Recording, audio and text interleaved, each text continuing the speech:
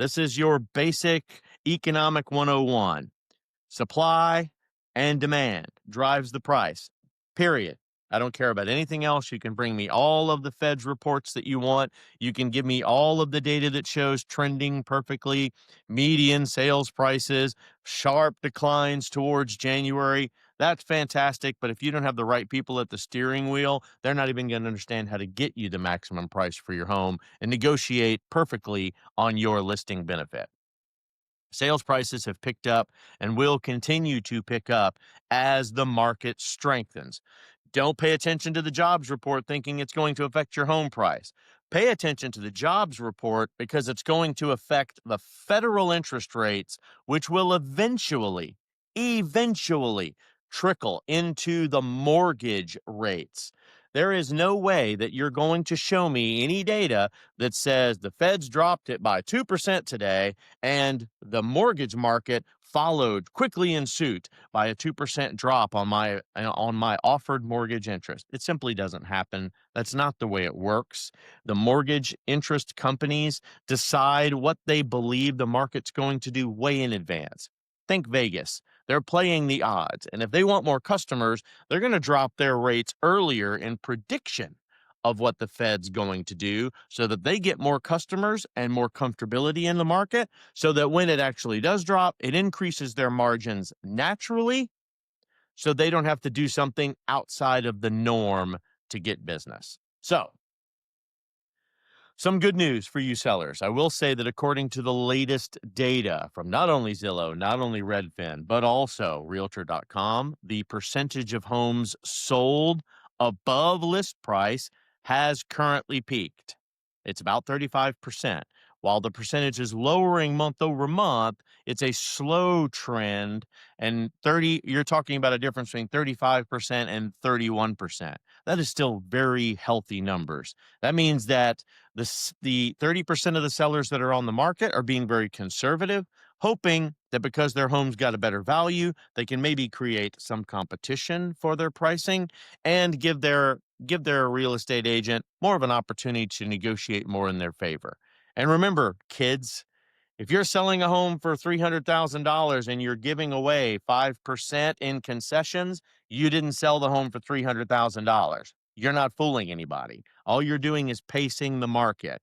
Those of us that know our salt, we know how to get in there and dive into that. And unfortunately, a lot of the appraisers that are working for us today don't. They're not doing the proper amount of research. They're simply using the sold rates in the community for the closest comps. And if that's what you're dealing with on the realtor side, that is hugely beneficial to the sellers, not so smart for you buyers. So, buyers agents, I need you to step into the mud a little bit, figure out what those numbers really mean so that when you're presenting the comps back to the seller who pretends to be insulted by what looks like a lowball offer or way too many concessions on your contract, be able to explain yourself. It should never be, this is what my client wants to offer, or seller listing agents, this is what my client wanted to put it on the market for. You better be able to justify it.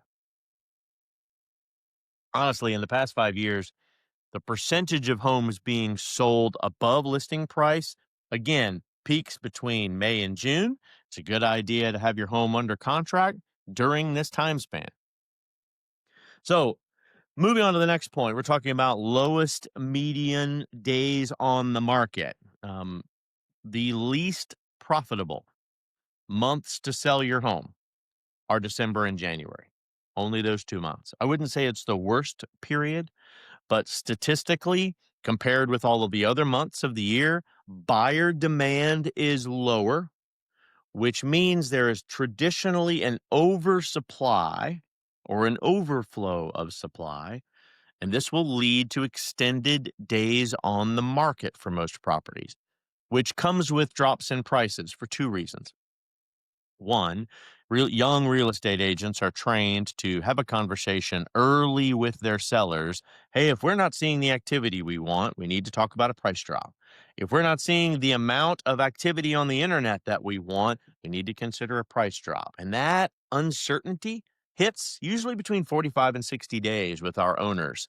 So, what we're not telling our owners is, hey, this is the slowest time of the year, it's still perfectly fine Don't take that as a dead stop moment. Slowest time of the year is still pretty damn good, especially in the state of Florida. This is a slower time of the year than the other 10 months that are available to sell the property. You need to know these are some factors. So we need to hold our competitive nature when we're in there and be a little more open to conversation and make sure you're negotiating on what works well for the seller and for the buyer. If you're going to really need to sell it, and you need to make sure that you're getting the maximum opportunity to sell the home, then you need to wait till there's more competitiveness in the market. So stay away from December and January if that's what you absolutely have to do. If you've been in your home for 10 years, if you've been in your home for over 7, which is the national average, chances are you have gained a really nice cushion of equity in the home. You've paid down enough of the mortgage and the property value have gone up to a point where it's a nice balance where you've got a lot of wiggle room where you can sell your home, still make great money, and then go and negotiate to the opposite term while you're a buyer now in the same market. And let me give you a little bit of karma. If you were a complete jackass when I was negotiating with you in selling your home, it's coming back to you when you need to go and buy it. The things that you took advantage of for a seller's story in their situation, and then you expected it not to turn around and bite you in the ass when you went to buy a house yourself in a higher interest rate market than when you bought your home 10 years ago, then you're going to get exactly what you deserve. I am imploring you, be as sensitive to the seller and buyer side equally. You need to make absolutely sure you're playing fair baseball. And that means your real estate agent needs to have those same ethics. Given that, again, I would recommend holding off till February if you're not in a hurry. Try to put it on the market at the end of January if you want, so you can get a little bit of that Valentine's Day advertising in. But if you're not in a hurry to sell the property, that's what I would do. Pro tip: it is not impossible to sell during that November, December, January timeline. Not at all. But you're going to need to invest a lot more time and effort. And that means you, real estate agents, too. I suggest exploring a lot of different marketing options, improving your lead generation, really go out and sell to your internal funnel. This is going to help you get as many clients and attention for your seller as possible. And it's going to help you generate a lot more leads into your pipeline for people that are kind of holding back. This is going to give you an opportunity to increase your chances of striking hard and fast when the market lights back up in February.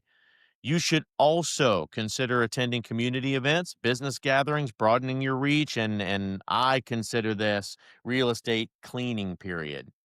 Get your books in line, get ready for the new year, get your new strategies together, put together some packages prior to you actually investing and listing another house so that you're really charged up and ready to go. And yeah, I'm going to say it. Agents, take some time off for yourself and your family during this time of the year. It's important. Don't miss an opportunity to go show a home, but give yourself the time and the energy to reward yourself for a great 10 months of work ahead of time. I'm not saying stop, but I'm saying clean your car, get it all shined up, get your books ready to go, get your advertising and your marketing together. Truly advertise the hell out of yourself on social media during the holiday months because there's a lot more people online shopping, which means a lot more opportunity to get you out in front of them inside the internet. On top of that, the average days on market will also go up. So this doesn't just mean longer wait times for you to sell, but it's also going to impact your ability and sellability of a property. Properties are going to that have a longer DOM tend to turn off buyers. Buyers question what's wrong with the house. They build a story. You should just simply pick up the phone and ask the agent, hey, what's going on? Well, it's January, should be their answer. If not, and they give you some long drawn out story about what may be wrong with the house or feedback that they have gotten, then maybe you should be dealing with a more mature agent for the sake of your client's negotiations. Number of homes sold between 2023 and 2025 have also dropped considerably, but again, it's changes in the market. That's not a bad thing. That means that your supply and demand ratios have changed, and you need to understand the math of what's going on with you. That's also why the median sales prices of existing homes have gone up, because you're getting a more quality sale, a slower sales runway, and it means that you're doing better business on purpose.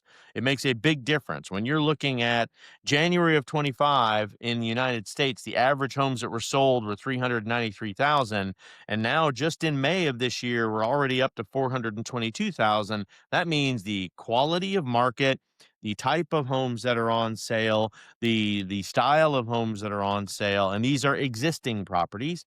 This is not new home builds that will skew your market entirely. Makes a big change for your client. So, lower home buyer demand historically, again,